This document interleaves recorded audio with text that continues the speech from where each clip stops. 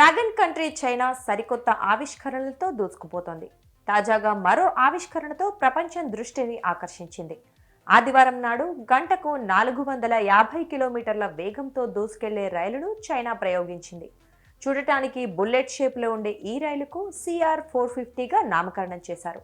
ఆదివారం తియాన్జిన్, బీజింగ్ నగరాల మధ్య ఈ రైలును పరీక్షించారు. ప్రస్తుతం ప్రయోగ దశలో ఉన్న ఈ బుల్లెట్ రైలును 2-3 నెలల్లో ప్రయాణికులకు అందుబాటులోకి తీసుకురానున్నట్లు చైనా రైల్వే శాఖ వెల్లడించింది.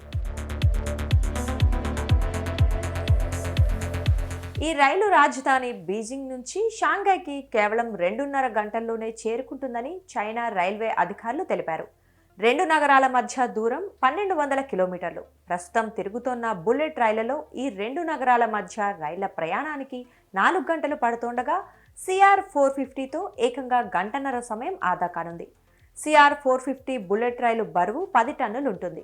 ఇది ప్రస్తుతం ఉన్న CR-400 మోడల్ కంటే కూడా 12% తక్కువ బరువు కావటం విశేషం. ఈ రైలు సేవలు ప్రారంభమైతే ప్రస్తుతం ప్రపంచంలోనే అత్యంత వేగవంతమైన బుల్లెట్ రైలుగా రికార్డు సృష్టించనుంది. దీని గరిష్ట వేగం 450 కిలోమీటర్లు అయినా సగటున గంటకు 400 కిలోమీటర్ల వేగంతోనే ప్రయాణిస్తుందని అధికారులు చెబుతున్నారు.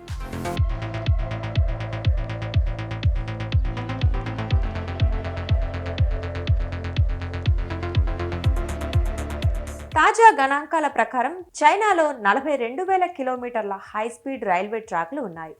వీటిలో ప్రస్తుతం రాజధాని బీజింగ్, వాణిజ్య నగరమైన షాంఘై మధ్య మాత్రమే హైస్పీడ్ రైళ్లు లాభాలతో నడుస్తున్నాయి.